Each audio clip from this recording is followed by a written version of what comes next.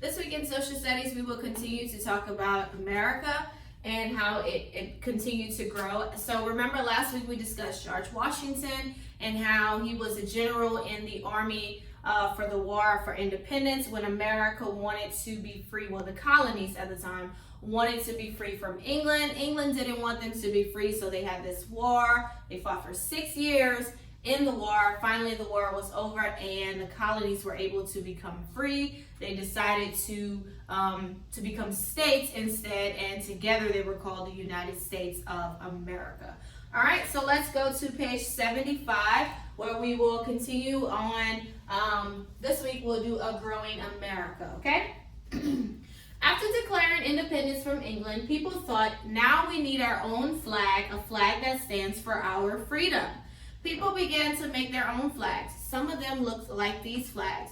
So now that America is called the United States of America, it's no longer the 13 colonies, they wanted their own flag. So these were two options that they had initially. And then in 1775, Congress, the group of people who make laws for the country, chose some men to decide what the flag should look like. 2 years later, in 1777, they made a decision. And it says, resolve that the flag of the United States be 13 stripes, alternate red and white, that the Union be 13 stars, white and a blue field. Let's turn to 76. Who made our country's first official flag? No one really knows for sure. William J. Canby, the grandson of Betsy Ross, wrote that his grandmother made it. So there's this rumor that a woman named Betsy Ross was actually the first person who sewed the original U.S. flag. It has been said that George Washington and a group of men went to visit the shop of Betsy Ross. She was a seamstress, which means she sews things and stuff. Together, these men asked her to make the country's first flag. And so she sewed it together exactly like they wanted. The 13 stripes, red and white, and then the field of blue, and then the 13 stars on it. So the 7 red stripes and 6 white stripes stand for the 13 colonies. 13 stripes, 13 colonies. And at the time, they had 13 stars also representing the 13 colonies. But now, if you see a flag today, it has 50 stars on it because now we have 50 states. But at the time in 1777, when the flag was made, they only had 13 stars. But now we have 50, okay? All right, so let's keep going. So there's a holiday celebrating the American flag. It is called Flag Day, which is celebrated on June 14th. It was on June 14th, 1777, that George Washington gave the new flag to Congress. This is why June 14th is a very special patriotic holiday for America. And so that will be on the test. What holiday celebrates the flag? June 14th, which is Flag Day. The very first Flag Day celebrated was on June 14th, 1777. All right, so let's go ahead. So 78 is just the Pledge of Allegiance. 79 is the questions. Do you remember? Let's go to 80, talking about A Growing America. Okay, so let's move to page 80. So now they have a name for the country, United States of America, and now they have a flag. So let's continue to talk about how America is growing from this point on. So many years have passed since the United States had become its own country. Our country was beginning to grow. In 1812, the country went to war with England again. So remember, England is the country that had control over the colonies, but they didn't anymore. But in 1812, which was called the War of 1812, they had another battle with England. And this battle was at Fort McHenry. That's the picture of Fort McHenry here at the bottom, which is in Baltimore, Maryland. So they had a war, and America needed to win this war to prove that they were a strong nation, to prove that we are capable of controlling and having power in our country. So they fought this war with England. Now, why they wanted to capture Baltimore, Maryland was because at that time, America had like key cities. And we'll kind of talk about that when we start moving west. But they had like cities that were like important cities at that time, and Baltimore, Maryland was one of them. And so England decided that they wanted to capture Baltimore, because if they captured Baltimore, then it would show that America had no power and that America really wasn't a strong country because England was able to come and take over Baltimore, Maryland. So they had this war America was trying to protect Baltimore, while England was trying to capture Baltimore. So they were going to destroy Fort McHenry. So here at Fort McHenry, that's where Francis Scott Key wrote the national anthem. If you've ever watched a football game, basketball game, any game that's on American soil, they always sing the national anthem before it. People stand and they put their hand on their chest. Some people kneel while they sing the national anthem. And this is the song that was written. It was actually a poem at first, then it was put behind music, but it was written at Fort McHenry by Francis Scott Key. So let's go to page 81. So there was an American doctor named Dr. William Beans who wanted to help America, his country. Before the battle, he tried to arrest some British soldiers, and the angry British took the doctor prisoner aboard one of the British ships. Dr. Beans' friends were worried about him.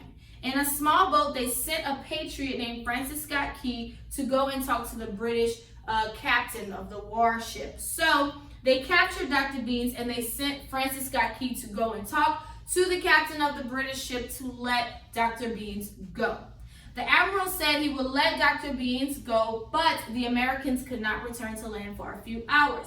The British were ready to attack Fort McHenry, and they said if we let Francis Scott Key and the doctor go, they're going to go and warn the Americans of what we're about to do. So they said, no, let's go ahead and keep them here until after we finish capture and attack Baltimore, Fort McHenry, right? So Francis Scott Key and Dr. Beans had to stay on the ship. Although they were going to let them go, they had to stay on the ship and they had to watch the war go on that whole night. Okay, so 82. So they watched the war and they saw all the rockets and, you know, all of that, the bombs and all of that going on with the war and everything. But if you go back to page 80, if you see in the middle of Fort McHenry, there's the U.S. flag. That was something that was important for Francis Scott Key and Dr. Beans to see, because what that meant was if America's flag was still up, that meant that America was still winning the war, that they were doing okay. Usually whenever a nation or a country defeated another country, they would take that country's flag down and put their flag up. And so when they saw that America's flag was still there and still up, they said, okay, they're winning the war. The British have not overtaken Fort McHenry. They have not captured Baltimore. They have not destroyed the city. And so while he was on the ship, as he saw everything go on, it inspired him to write the Star-Spangled Banner. And that's why a lot of the lyrics in the song kind of say like the rockets were in glare, bombs bursting in the air, gave proof through the night that our flag was still there. That's like a part of the song. It was a poem, whatever. And that's why he wrote that, okay? So Francis Scott Key wrote the Star-Spangled Banner. So many years after the Star-Spangled Banner was sung, and later President Hoover signed a law making the Star-Spangled Banner the national anthem. So he did this on March 3rd, 1931. So this was like 100 years after. But after years of people, you know, learning the song, knowing the song, President Hoover in March of 1931 decided to make it our national anthem. So that's why they sing it before like games and stuff like that. Okay, and so on 83, there's the lyrics to it. You can listen to it or sing it on your own time. Okay, let's go to 85 and let's discuss another song that represents America. So the War of 1812 with America defeating England had ended. Yes, so they did not capture Baltimore. They did not capture Fort McHenry. So a choir master, an organist named Mr. Lowell Mason, lived in Boston, Massachusetts. He wanted a new song to teach the children at his church. He had found many German songbooks that were full of songs, and there was just one problem. Mr. Mason could not read German, but he knew someone who could, his good friend Samuel Francis Smith. Mr. Mason asked Mr. Smith, please look through these German songbooks for me. If you find a good song that the children can sing, write it in English. So Mr. Smith began looking through, and he stopped to hum the tune. Then he began to think of the words for his tune. So this song was My Country 'Tis of Thee. So the man, Mr. Lowell Mason, he wrote a lot of hymns and songs. He was called the father of singing among the children. And so he actually wrote the song Joy to the World. It's usually a song that you hear around Christmas time. Joy to the world, the Lord has come. Well, that's him that arranged that song, okay? So let's look at 86. Finding a scrap of paper, he began writing the words, "To my country, 'tis of thee." In a very short time, he was finished. And so he wrote the song, "My Country, 'Tis of Thee." That was a new song that he wanted in honor of America because he loved his country so much.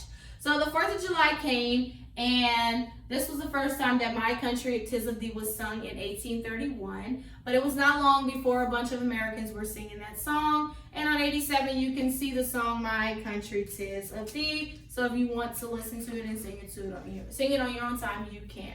So that's really it for this week. Just discussing how America grew, how they have a flag now, how the War of 1812 proved that America was now a strong country, and the songs that came from this war, and how people really loved America, their country. So they had the Star-Spangled Banner, and we also talked about why it was written and who wrote it, Francis Scott Key. And then "My Country, 'Tis of Thee," which was a song that is in honor of America. Okay, so that's your social studies lesson this week on Growing America.